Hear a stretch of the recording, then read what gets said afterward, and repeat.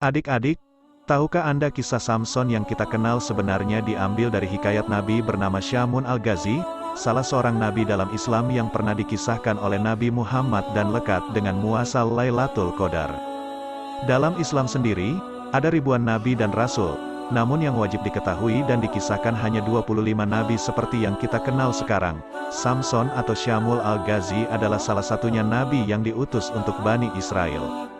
Kisah Nabi Samson atau Syamun Al-Ghazi sendiri merupakan kisah-kisah Israiliyat, sudah diceritakan secara turun-temurun dalam masyarakat Arab. Dikutip dari Kompas TV, lalu dinukil dari buku Syamun, Asal Muasal Lailatul Qadar, 2016, Republika, dikisahkan Nabi Samson atau Syamun Al-Ghazi ini hidup di tengah-tengah masyarakat Israel yang saat itu enggan menerima kebenaran, bahkan penguasanya kerap berbuat semena-semena kepada para warga. Kedua orang tua Samson pun berdoa kepada Allah agar kelak diberi seorang anak yang kelak akan berguna dan menolong Israel dari kezaliman dan kesombongan para raja atau penguasa. Apalagi, waktu itu Raja Israel memproklamirkan dirinya sebagai raja yang harus disembah warganya, sedangkan kedua orang tuanya enggan melakukannya. Mereka cuma menyembah Allah, dan Allah pun mengabulkan permohonan mereka. Lahirnya bayi yang dinamakan Syamun.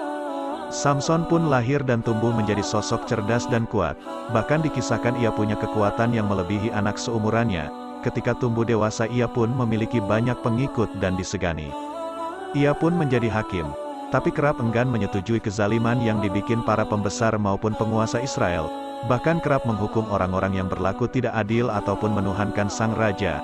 Karena itu, ia pun dimusuhi. Berkali-kali pula Samson ini hendak dibunuh, tapi gagal karena para serdadu yang dikirim tidak mampu menandingi kepiawaian dan keahlian Samson dalam bertarung.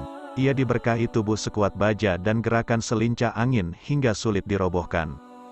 Hingga suatu ketika, para pembesar Israel membujuk istrinya untuk mencari tahu apa sumber titik lemah Samson. Akhirnya, ia pun ditangkap setelah ia diperdaya istrinya sendiri.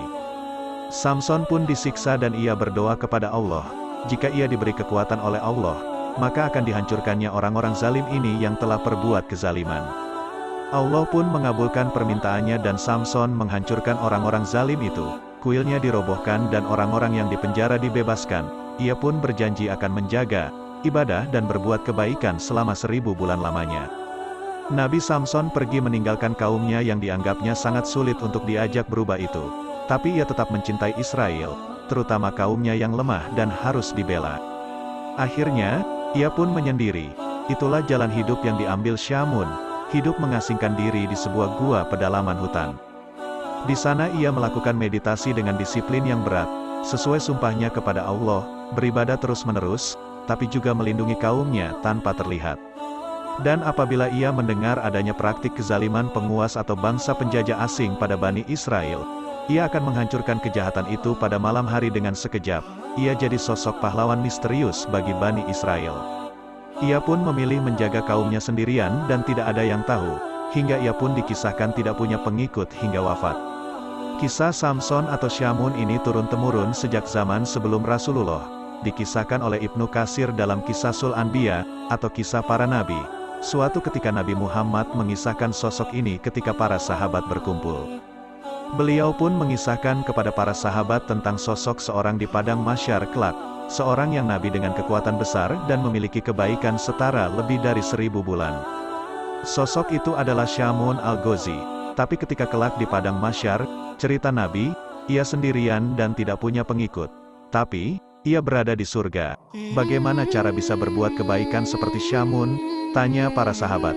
Lantas, malaikat Jibril pun datang dan memberitahu nabi. Umat beliau nantinya bisa juga mendapatkan hal tersebut dengan ibadah di malam Lailatul Qadar, ibadah dengan pahala setara 1000 bulan, seperti kisah Nabi Samson atau Syamun Al-Ghazi. Wallahu a'lam.